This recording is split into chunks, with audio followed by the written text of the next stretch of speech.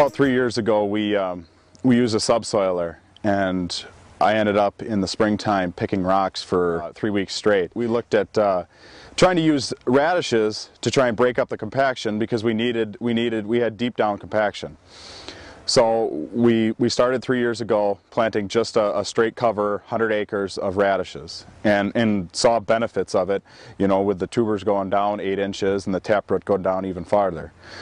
So then the next year we tried it a little bit more. We did 500 acres, and this time we alternated in our no-till drill. We alternated rows of radishes and winter peas. We had a little problems with moisture throughout the year, and we didn't have the greatest stand, and spacing was fairly erratic, using, you know, with low rates of seed through the grain drill.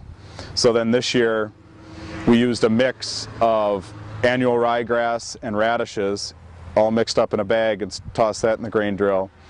And then we also tried through our Case 1240 interplant planter.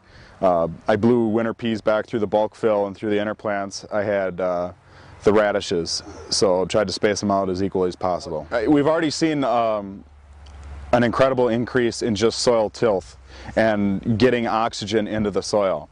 When we get a hard, cold, pounding rain in the springtime, right after we plant, we tend to have hard, compacted ground, and then we can't get any air into the soil. And oxygen is a huge, you know, it's one of the major nutrients, you know, that we can't spread or apply to our ground. So when we loosen up that ground and let water infiltrate, let the earthworms work through it, and just have almost like garden-type soil, that's what we're looking for. And so we use the tillage radishes to kind of break up some compaction, open the soil up a little bit, and then we're looking for use the winter peas to help for our legume crops for a nitrogen credit for our corn for the next year. It's probably our 4th year of using wheat, and we turned away from it a few years ago because we just weren't getting the yields that we wanted to. But then we're seeing, as a 3-year rotation, our annual income on the acres that we have that 3-crop rotation and then using the cover crop is increasing due to that. So we've got about 400 acres that we do every year of winter wheat, and then we try to place it on our tougher soils that need the most help, places that have multiple rocks and in the top 6 inches where we can't deep rip and go in there and do continuous corn. Try to plant some earlier maturing corn in the 96-95 day range and get it in there in April, so that we can try and get the winter rye or cereal rye planted right away. You know, ideal situation, get it planted before October 15th.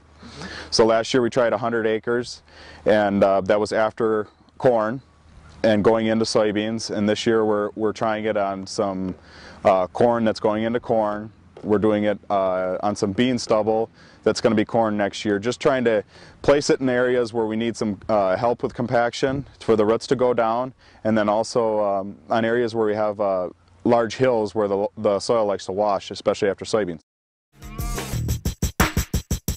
This is our 2nd year using gypsum, applying at 1 ton to the acre. 2 years ago we got one of those hard pounding cold rains right after we planted, and we ended up losing 3,000, 4,000, 5,000 plants per acre because they just couldn't push through the hard crust. And so the gypsum has really helped with to help prevent soil crusting on top of the soil. And then we're also using a larger amount to try and push out our excess magnesium.